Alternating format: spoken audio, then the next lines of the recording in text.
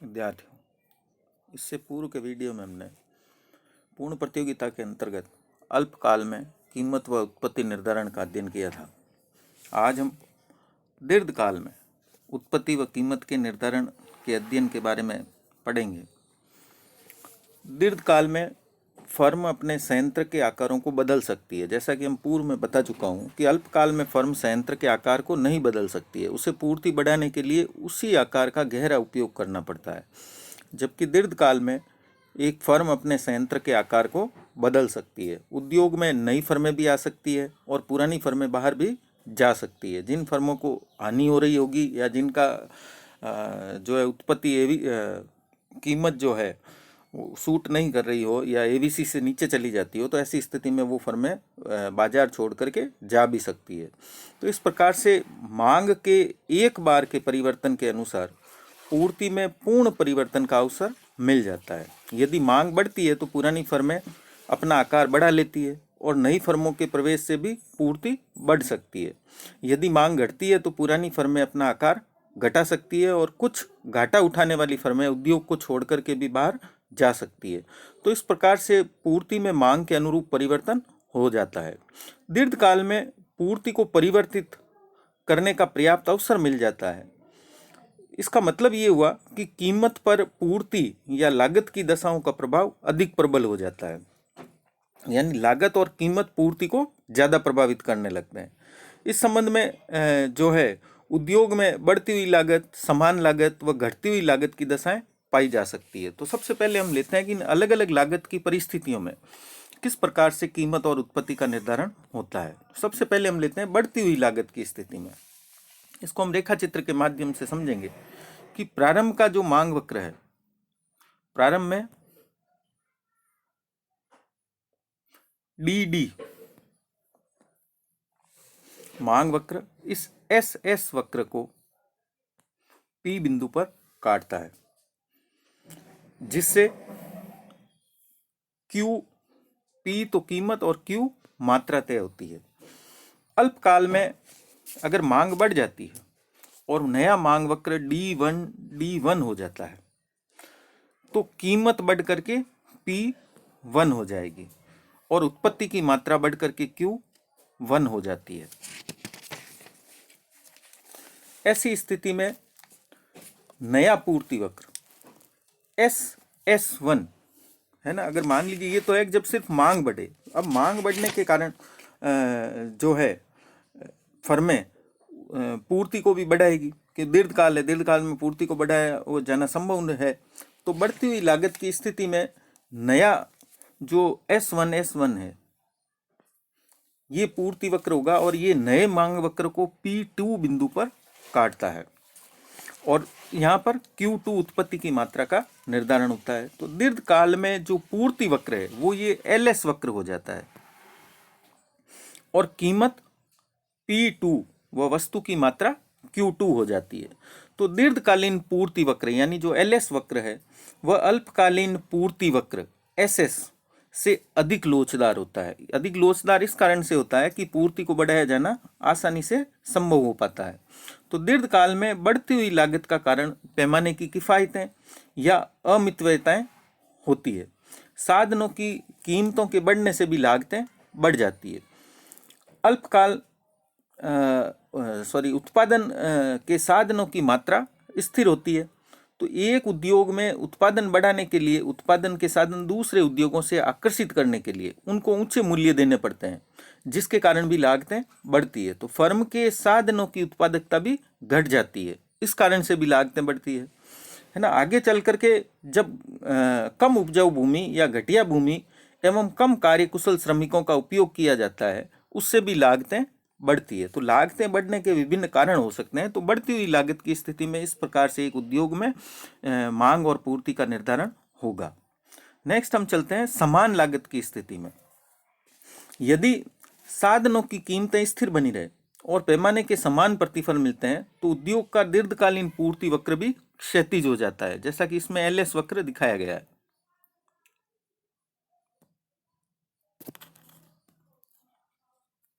ये देखिए, ये जो LS वक्र है ये क्षैतिज है। तो इस प्रकार का हो जाएगा क्योंकि प्रारंभिक जो संतुलन है है ना। और ऐसी स्थिति में मांग के बढ़ने से पूर्ति भी इस प्रकार से बढ़ती है कि दीर्घकाल में कीमत नहीं बदलती है, कीमत वही रहती है, केवल उत्पत्ति की मात्रा Q से बढ़ करके Q2 हो जाती है। जैसा कि चित्र में दिखाई दे रहा है कि प्रारंभ में डी मांग वक्र एस मांग वक्र को P बिंदु पर काटता है, जहां उत्पत्ति की मात्रा OQ निर्धारित होती है। फिर जब मांग बढ़ करके D1 हो जाती है, अगर मांग बढ़ करके वापस D1 हो जाती है, तो इससे कीमत P1 निर्धारित होती है, वह वस्तु की मात्रा OQ1 निर्धारित होती है। मांग के बढ़ने से अब जो है उद्योग में पूर्ति भी बढ़ाई जाएगी, तो पूर्ति बढ़ाए जाने से नया पूर्ति वक्र S1 बनता है, जो D1 मांग वक्र को P2 बिंदु पर काटता है, जिससे वस्तु की मात्रा OQ2 निर्धारित होती है। उद्योग में समान लागत की स्थिति पाए जाने के कारण उद्योग का जो दीर्घकालीन पूर्ति वक्र है, जो LS वक्र के रूप में यहाँ दिखाया गया है, वो क्षैतिज आकार का हो जाता है। ये देखिए बिल्कुल ही क्षैतिज है, ये सीधा रेखा के रूप में है LS के लिए। तो इस प्रकार से समान लागतों की स्थिति में भी उद्योग का संतुलन दीर्घकाल में पूर्ण प्रतियोगिता की स्थिति में निर्धारित होता है। नेक्स्ट हम लेते हैं घटती हुई लागतों की स्थिति में। 3 स्थिति होती है पैमाने के प्रतिफल में, हम पढ़ चुके हैं। बढ़ती हुई लागत की स्थिति, समान लागत की स्थिति और घटती हुई लागत की स्थिति। तो दीर्घकाल में तेज गति से औद्योगिक प्रगति होने से जो कुछ उद्योग हैं उनमें घटती हुई लागत की स्थिति भी आ सकती है। हालांकि व्यवहार में ऐसा प्राय कम ही देखने को मिलता है। ऐसा होता है बाहरी किफायतों के कारण, जैसे परिवहन के साधनों की प्रगति, उपोत्पत्ति का उपयोग करने वाले उद्योगों की स्थापना, यानी एक उद्योग का जो माल है, जो बेकार माल है, उससे वापस नया माल बनाने के लिए दूसरे उद्योगों की स्थापना होना, वेयर हाउसिंग की सुविधा यानी अनाज को रखने के लिए कोल्ड स्टोरेज आदि का बन जाना, इन कारणों से भी घटती हुई लागत की स्थिति आ सकती है। उद्योग के विस्तार की अवधि में घटती हुई लागत की स्थिति के कारण, है ना, व्यक्तिगत फर्मों के लागत वक्र नीचे की ओर खिसक जाते हैं, जैसा कि इस रेखा चित्र में देखिए आप, है ना, इस रेखा चित्र में दिखाया गया है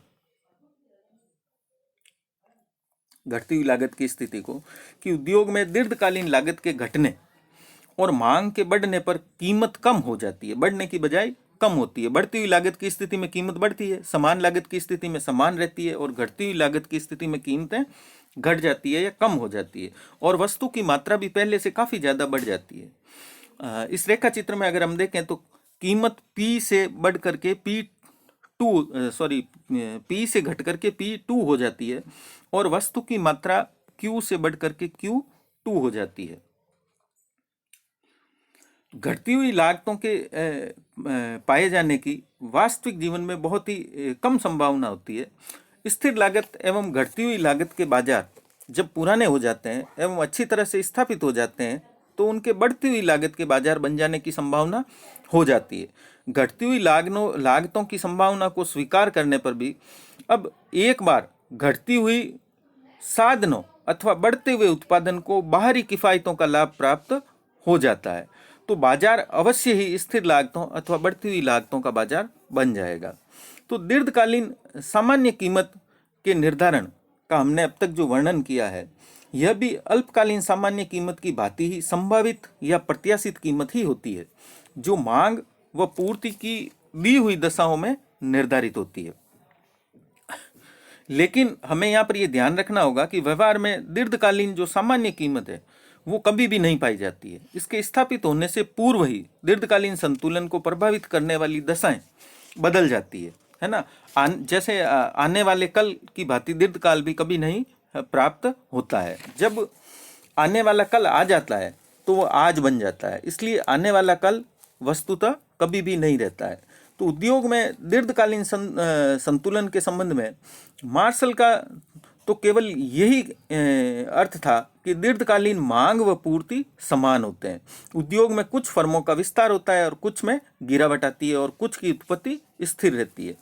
इस संबंध में मार्शल ने एक वन में पाए जाने वाले वृक्षों का दृष्टांत दिया था कि वन का किसी विशेष गति या रफ्तार से विकास होता है।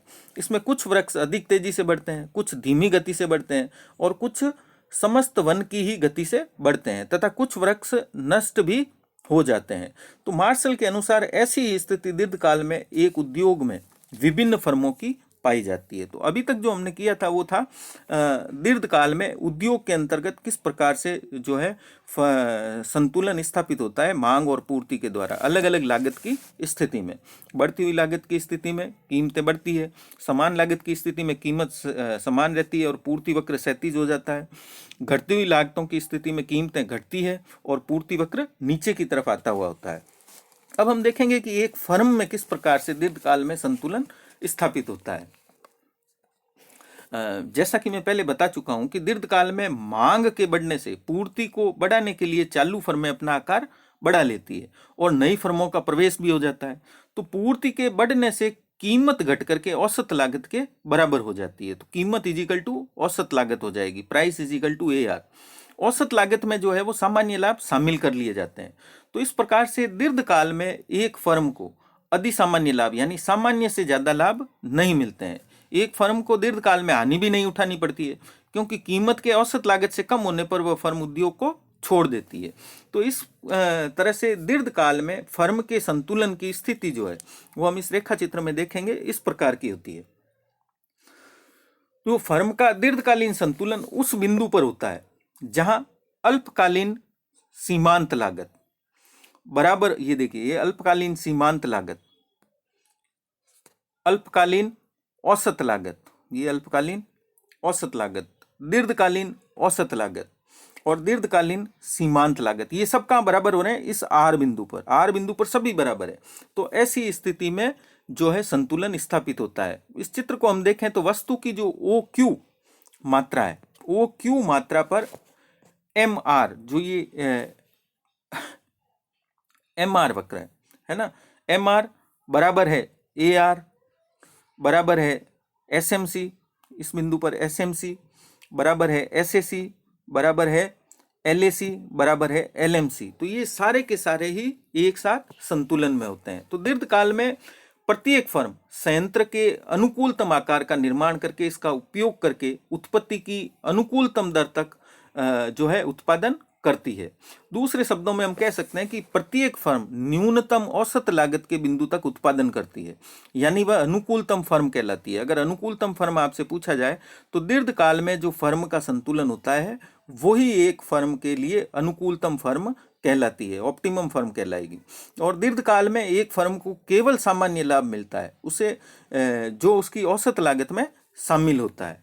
तो इस प्रकार से यहाँ हमें ये ध्यान रखना है कि दीर्घकालीन संतुलन किस बिंदु पर होगा? जहां पर MR is equal to AR, AR is equal to कीमत, क्योंकि कीमत और AR एक ही है, is equal to SMC is equal to SAC is equal to LAC is equal to LMC। ये सभी जहां पर बराबर होंगे वहां दीर्घकाल में एक फर्म का संतुलन होगा और एक फर्म को केवल सामान्य लाभ मिलेंगे, अधि सामान्य लाभ नहीं मिलेंगे। और यही एक अनुकूलतम फर्म कहलाती है। तब आपसे अनुकूलतम फर्म पूछा जाए तब भी यही बताना है और दीर्घकाल में फर्म का संतुलन पूछा जाए तब भी हमें ये बताना है।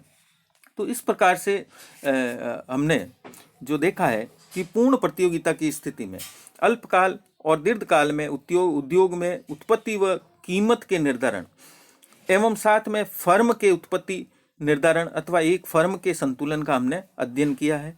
अति अल्पकाल में भी वस्तु की कीमत पर पूर्ति के स्थिर रहने के कारण मांग का अधिक प्रभाव पड़ता है, लेकिन अल्पकाल व दीर्घकाल में लागत की दशाओं का अधिक प्रभाव पड़ता है। देखिए, अति अल्पकाल में कीमत का और अल्पकाल और दीर्घकाल में लागत की दशाओं का ज्यादा प्रभाव पड़ता है। अल्पकाल में एक फर्म के लिए संयंत्र का आकार दिया हुआ होता है तो दीर्घकाल में उसे बदला जा सकता है। अल्पकाल में एक फर्म को लाभ हानि भी हो सकती है और न लाभ न हानि की स्थिति भी रह सकती है, लेकिन कीमत के औसत परिवर्तनशील लागत से नीचे आने पर उत्पादन बंद करना होता है। अल्पकाल में भी औसत परिवर्तनशील लागत उसे अवश्य प्राप्त होनी चाहिए। अगर प्राप्त नहीं होती है तो ऐसी स्थिति में वो बंद कर देगा उत्पादन, और जहां ABC इजिकल टू कीमत होती है वही शट डाउन पॉइंट होता है। अल्पकाल में भी जो है कीमत का औसत लागत परिवर्तनशील लागत के बराबर होना जरूरी होता है। दीर्घकाल में एक फर्म को केवल सामान्य लाभ ही मिल पाते हैं। इससे अधिक लाभ मिलने पर नई फर्में जो है वो प्रवेश कर जाएगी उद्योग में, और इससे कम कीमत मिलने पर कुछ फर्में जिनको हानि हो रही है वो उद्योग छोड़ करके चली जाएंगी। तो दीर्घकाल में फर्म अनुकूलतम आकार का संयंत्र स्थापित करती है और उसका अनुकूलतम स्तर पर उपयोग करती है, जहां औसत लागत न्यूनतम हो जाती है, और वही अनुकूलतम फर्म कहलाती है ना। तो कीमत के निर्धारण में मांग व पूर्ति दोनों की शक्तियां काम करती है पूर्ण प्रतियोगिता की स्थिति में, लेकिन अति अल्पकाल में मांग अधिक प्रभावशाली होती है और अल्पकाल और दीर्घकाल में पूर्ति अथवा लागत की दशाओं का प्रभाव अधिक होने लगता है। कीमत कभी भी अकेली मांग अथवा अकेली पूर्ति से निर्धारित नहीं होती है। प्रत्येक स्थिति में मांग व पूर्ति के संतुलन के संयुक्त प्रभाव से ही कीमत का निर्धारण होता है। तो इस प्रकार से वस्तु की कीमत मांग व पूर्ति दोनों के मेल से निर्धारित होती है। कभी कभी मांग का प्रभाव ज्यादा होता है ना अति अल्पकाल की स्थिति में, और कभी कभी पूर्ति का जो प्रभाव है वो प्रबल हो जाता है, जैसे अल्पकाल और दीर्घकाल की स्थिति में। तो इस प्रकार से हमने इन 3-4 वीडियो में पूर्ण प्रतियोगिता की स्थिति में एक फर्म और उद्योग के संतुलन की स्थिति का अध्ययन किया है।